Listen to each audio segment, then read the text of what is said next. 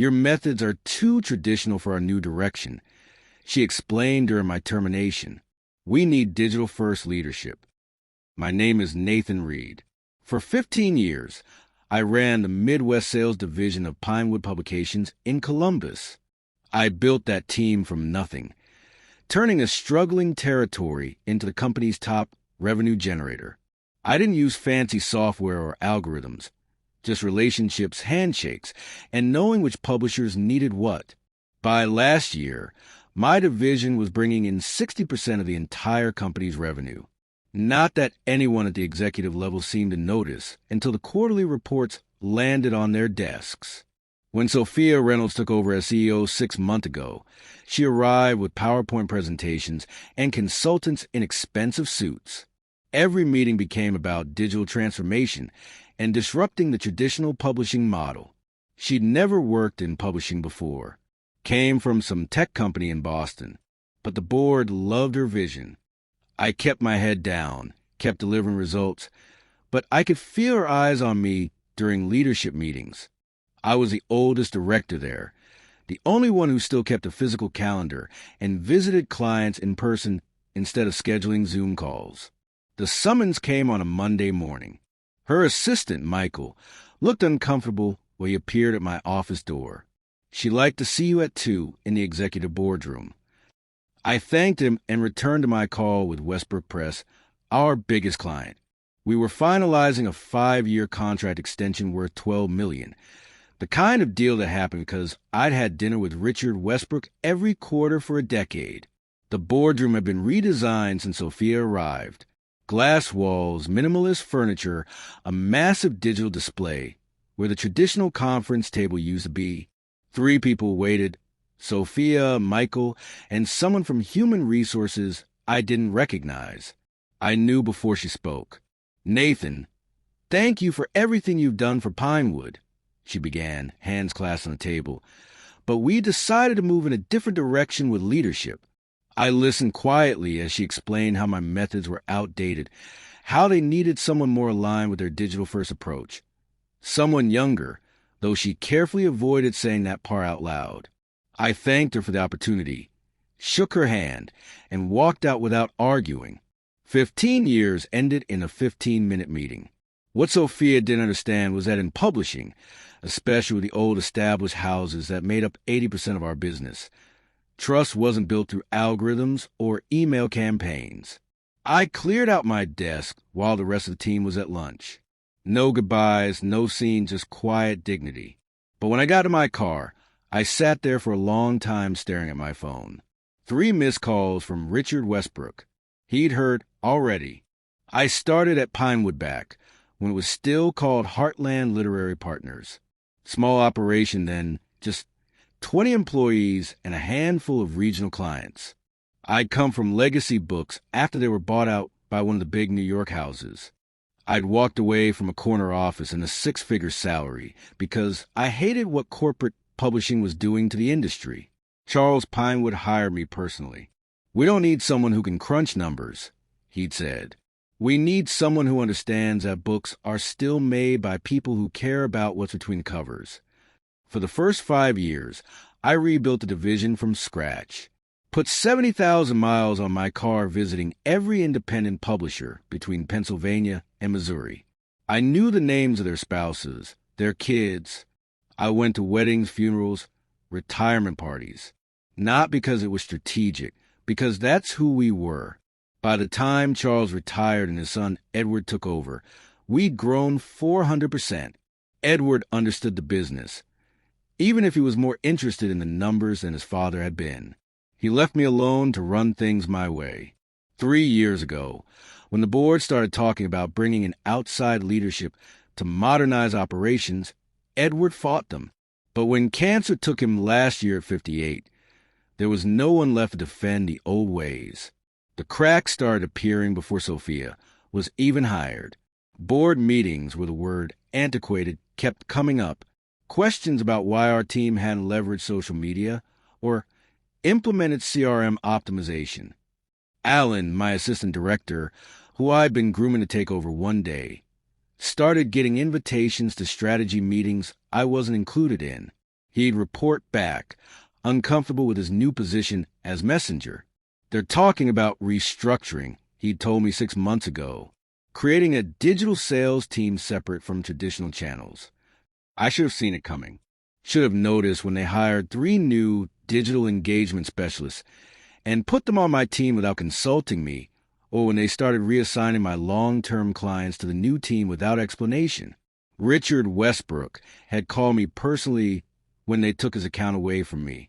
Some kid called me today, he'd said, told me he was my new account manager, said they were streamlining their customer interface, or some nonsense. What's going on over there, Nathan? Just some reorganization. I told him, nothing to worry about. But I was worried. I just didn't know how to fight a battle when I didn't understand the weapons being used against me. The day after my termination, I sat in my home office staring at my phone. 17 missed calls, 32 text messages, 6 emails marked urgent, all from clients and industry contacts who'd heard the news. I hadn't told anyone yet, not even my wife, Elizabeth, who was visiting our daughter in Cleveland. I wanted to process it alone first. The call that finally made me pick up came from Richard Westbrook. What the hell happened? He demanded, skipping any greeting. They're going in a new direction, I said, repeating the corporate line. Richard spat. You are that company to most of us. Do they understand that? I didn't answer. I met with that new guy yesterday, he continued. Chris something. Spent 40 minutes showing me analytics and engagement metrics. Not once did he ask about our new historical fiction imprint, the one I told you was make or break for us this year. I closed my eyes, suddenly tired in a way that had nothing to do with sleep. They'll figure it out, Richard. No, they won't, he replied, because people like that never bother to learn what matters. They just impose their system and expect everyone to adapt. After we hung up, I opened my laptop and looked at the email Pinewood HR had sent with my severance details.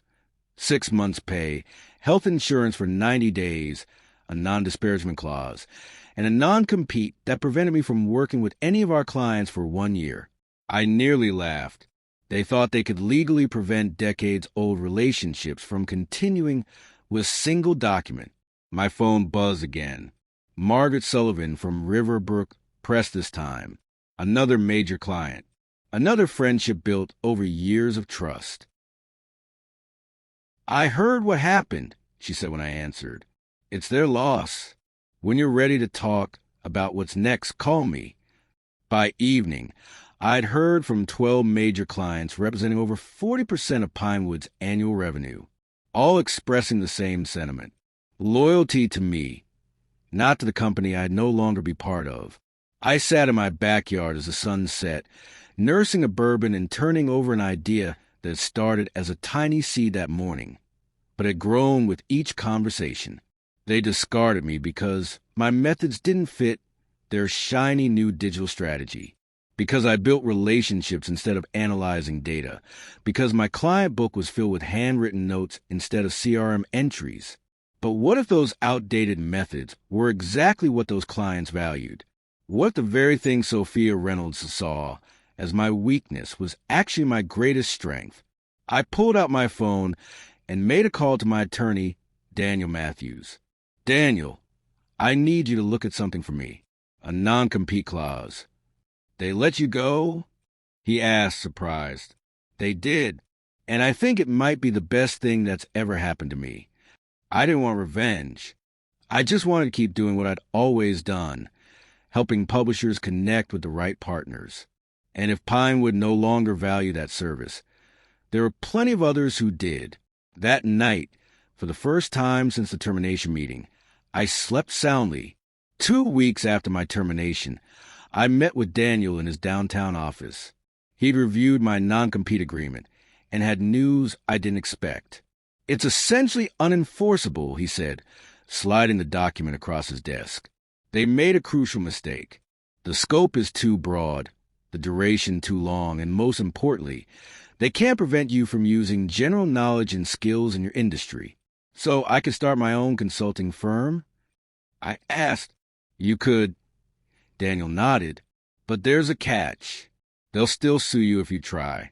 Even if they ultimately lose, they can make the process expensive and painful. I considered this. Pinewood had deep pockets and a board that wouldn't hesitate to use them against a perceived threat. What if I don't approach any clients directly? I asked, what if I just become available? Daniel smiled. That's a different story entirely. The next day, I filed paperwork to establish Reed Publishing Consultants. No website, no marketing materials, no outreach campaign, just a legal entity that could accept payments and provide services. 3 days later, Richard Westbrook called me. I hear you've set up shop, he said without preamble. News travels fast. I replied, in this business, like wildfire. Listen, I need help with our winter catalog strategy. Pinewood's new team is pushing us toward academic markets, but my instinct says we should double down on our historical series. I need someone who understands both the numbers and the readers. I'm still figuring out my next steps, Richard. $15,000 for 2 months of strategic guidance, he countered. No direct competition with Pinewood Services, just helping us make good decisions. It was a generous offer and carefully structured to avoid direct conflict with my non-compete. But still I hesitated. I need to think about it. Don't think too long, Richard said. We're making decisions next week. After hanging up, I received an unexpected call from Alan, my former assistant director. Can we meet? He asked. His voice hushed. Not at the office. Someplace quiet. We agreed on a small coffee shop near Lakeside Park, well away from downtown and the publishing scene. Alan looked nervous when he arrived, constantly checking over his shoulder. It's bad, he said once we'd secured a corner table. They promoted me to your position, but I'm just a figurehead. All the real decisions are coming from the new digital team. That's not surprising, I replied. No, you don't understand. They're systematically dismantling everything you built. They reassigned all your major accounts to the digital team. They're implementing a mandatory CRM system that none of the older sales reps can navigate. 3 people have quit already. I took a sip of my coffee, keeping my expression neutral. And the clients? I asked. Alan glanced around again before leaning in. They're furious. Riverbrook is threatening to walk. Richard Westbrook has return calls in a week. The quarterly projections are catastrophic. And Sophia is blaming the transition, saying it's expected turbulence. He hesitated. But there's more. They're watching you. Legal had a meeting about your non-compete yesterday. They're concerned you might poach clients. Now I understood his paranoia. He was risking his new position to warn me. Thanks for telling me this, Alan. He nodded, then slid an envelope across the table. Client contact list, updated with personal emails and cell numbers. He stood to leave. I didn't give you this, and we never met today. After he left, I sat for a long time, turning the envelope over my hands. Using this information would be exactly what Pinewood feared and expected. It would justify legal action against me, possibly even against Alan. They'd set a trap anticipating my next move, which meant I needed to make a different one entirely. I left the envelope on the table, untouched. When I walked out, a month passed. I hadn't contacted any Pinewood clients despite daily calls from publishers asking for help. I deflected politely, citing professional considerations. The non-compete might be flawed, but I wasn't ready to test its limits. Instead, I focused on industry contacts outside Pinewood's client list. Small independent publishers, university presses, literary agents looking for guidance, work that wouldn't trigger legal issues, but would keep me engaged in the field I loved. Then came the invitation I hadn't expected. Gregory Whitman, chairman of Pinewood's board, asked to meet privately, not at the office, but at his club downtown. I accepted out of curiosity more than anything else. The Riverside Gentlemen's Association was all dark wood and whispered conversations. Gregory, 70 and silver-haired, waited in a private room with 2 tumblers of scotch already poured. "Thank you for coming, Nathan," he said, gesturing to the chair opposite his. "I imagine you're wondering why I wanted to meet." The thought crossed my mind. He pushed one of the glasses toward me. "Things at Pinewood aren't going as expected." I took a small sip, saying nothing. "Revenue is down 38% this quarter," Gregory continued. "Client retention has fallen to its lowest point in company history. The digital initiative that was supposed to transform our business model has instead alienated our core client base. That's unfortunate." I replied neutrally. Gregory studied me. "You don't seem surprised. Publishing is a relationship business. Always has been. So I'm learning." He leaned forward. "The board is concerned about Sophia's leadership. Her strategies may have worked in tech, but publishing operates differently. Why are you telling me this?" "Because we like you to come back as Chief Revenue Officer, above Sophia in the hierarchy." I stared at him, processing the offer. "What about my replacement?" "Alan's a good man, but he doesn't have your client relationships or industry knowledge." "And Sophia? She'd accept this arrangement?" Gregory's expression hardened. "She would have no choice." The pieces suddenly fit together. "This isn't about this quarter's revenue, is it? This has been building for longer." Gregory sighed, the facade cracking. Sophia was Edward Hire, his last major decision before his illness became unmanageable. The board had reservations, but we deferred him out of respect. After he passed, we gave her the opportunity to prove herself. She hasn't. And my termination was not approved by the board. We were informed after the fact, as were several other significant organizational changes. I sat back, understanding the full picture now. Sophia had been clearing out Edward's people, replacing them with her own. My dismissal wasn't about digital transformation. It was about removing anyone loyal to the previous leadership. "The offer is generous," Gregory continued. "Double your previous salary, full control of sales and client relationships, and the board's full backing to rebuild your team." It was everything I should have wanted. Vindication, power, security. "I need time to consider," I said.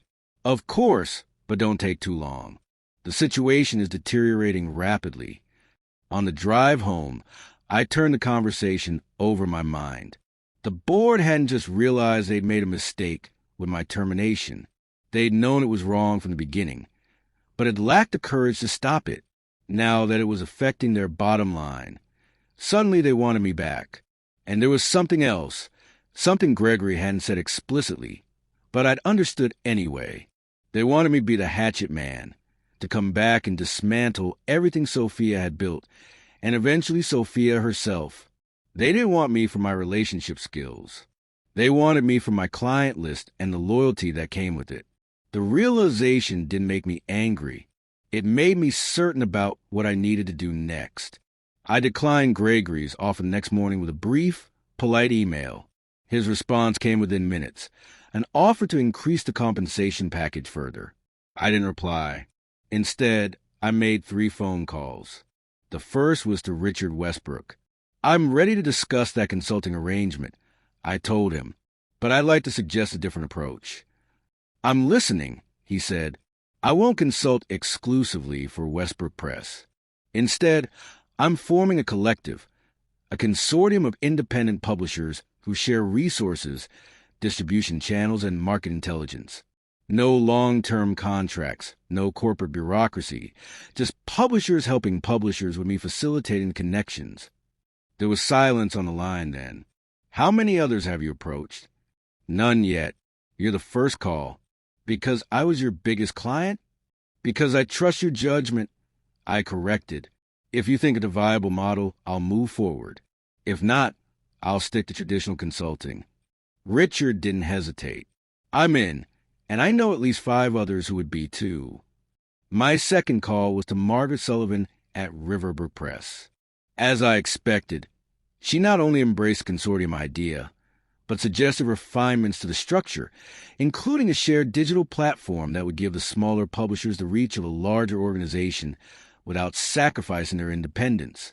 The third call was to Daniel, my attorney, to ensure the plan wouldn't violate my non-compete agreement. "You're not working for their clients," he confirmed after hearing the details. "You're creating an entirely new entity that their clients choose to join. It's a subtle distinction, but a legally meaningful one." Within 2 weeks, Reed Publishing Consortium had 7 founding members, all former Pinewood clients who had either already left or were planning to when their contract expired. Each contributed to an operational fund that would cover my salary and the basic infrastructure needed. The key to the plan wasn't just building a competing organization. It was creating something Pinewood couldn't easily replicate, a cooperative structure where publishers maintained their independence while gaining the benefits of collective resources. No one appointed me CEO or gave me a fancy title. I was simply the facilitator, the connector who understood what each member needed and who could provide it. We rented a modest office space in Oakwood, away from the downtown business district, where Pinewood and other corporate publishers clustered. I hired 2 staff members, a recent college graduate to handle communications and social media, and a veteran publishing operations manager who had recently retired, but wasn't ready to stop working entirely. Word spread quickly through the close-knit publishing community. By the end of the first month, 3 more publishers had joined the consortium. By the end of the second, we had to expand to larger offices. I was careful never to directly solicit Pinewood's clients. I didn't need to. They came to us, drawn by the success stories they were hearing and the frustrations they were experiencing with a digital-first approach that ignored the personal relationships at the heart of publishing. Alan called one evening in late September, 2 months after we'd launched. "They know what you're doing," he said without preamble. Sophia's furious. She's talking about legal action. "We haven't violated any agreements," I replied calmly. "That won't stop her from trying." He paused. "There's a board meeting tomorrow. Quarterly results. It's going to be ugly. That's not my concern anymore, Alan." "I know, but—" He hesitated. "I thought you should know. And I wanted to ask, is there room for one more at your new venture? I've reached my breaking point here." I smiled to myself. Everything was proceeding exactly as I'd anticipated, not because I was seeking revenge, but because I understood the industry in a way Sophia never would. "Come by the office tomorrow," I told him. "We'll talk." The quarterly earnings call in October told the story better than I could have. Pinewood Publishing reported a 45% drop in revenue compared to the same quarter the previous year. Their stock dropped 17% in a single day. I didn't listen to the call myself. I was in a strategy meeting with 15 consortium members planning our collective approach to the upcoming industry conference in Chicago. But Richard texted me the highlights. Sophia blaming market disruption and transitional challenges. No mention of the elephant in the room, that their biggest clients jumped ship. Later that afternoon, my phone rang with a number I didn't recognize. "Is this Nathan Reed?" a woman's voice asked. "Speaking." "This is Victoria Harrington from the Pinewood Board of Directors." Her tone was clipped formal. "I'm calling to inform you that we voted to waive your non-compete agreement, effective immediately. We've also authorized our legal team to prepare a cease and desist regarding what we consider interference with our client relationships." I waited, letting the silence stretch. "Do you have any response, Mr. Reed?" "Just one question," I said finally. "Have you spoken with your clients directly?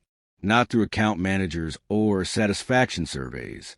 Actually sat down with Richard Westbrook or Margaret Sullivan and asked why they left." "That's not relevant to—" "It's the only thing that's relevant," I interrupted. "They didn't leave because I started something new. They left because Pinewood stopped valuing what mattered to them." "The board meeting is still in session," she said after a moment. "Perhaps you'd care to join us and explain your perspective directly." "I appreciate the invitation, but I'm in the middle of my own meeting." with 15 publishers who've chosen a different path. She was silent for so long I thought the call had dropped. "I see," she said finally and hung up. The cease and desist never arrived. 3 days later, the business section of Columbus Dispatch ran the headline: Pinewood CEO steps down amid financial turbulence. 6 months after starting the Reed Publishing Consortium, we moved into permanent offices in a renovated warehouse in Bridgewater. 23 member publishers now, with a waiting list of others wanting to join. We'd expanded beyond Ohio to include small and mid-sized publishers throughout the Midwest. The industry had taken notice. We'd been featured in Publishers Weekly and the New York Times business section. The relationship revolution in publishing, one headline called it. I hadn't set out to create a movement, just to preserve what I knew worked. But sometimes the old ways become revolutionary again when people remember why they mattered in the first place. Gregory Whitman called on a Tuesday morning. Pinewood had a new CEO now, promoted from within, someone who'd been with the company for decades. "We'd like to discuss the possibility of Pinewood joining your consortium," he said. No preamble. I smiled to myself. "That's not how it works, Gregory. We're not acquiring members of your size. Perhaps a partnership arrangement then?" "I'll bring to our leadership council," I told him, though I already knew what the answer would be. The publishers who joined us had done so precisely to escape the corporate approach Pinewood represented. After hanging up, I walked through our open office space. No executive suite for me, just a desk among the others where I could be part of the daily conversations that kept us connected to what mattered. Alan looked up from his workstation. "Everything okay?" "Just fine," I nodded. "Pinewood wants to join the consortium." He laughed. Talk about coming full circle. Later that afternoon, I drove to Lakeside Park and sat by the water, the same spot where I used to come and think when problems at Pinewood seemed overwhelming. But today, there were no problems to solve, just a quiet satisfaction in knowing that what I'd built would last. Not because it was revolutionary or disruptive, but because it was built on something that never really changes. People trusting people who've earned it. Sometimes getting fired is the best thing that can happen to you. Not because it leads to revenge, but because it forces you to build something more authentic than what you left behind.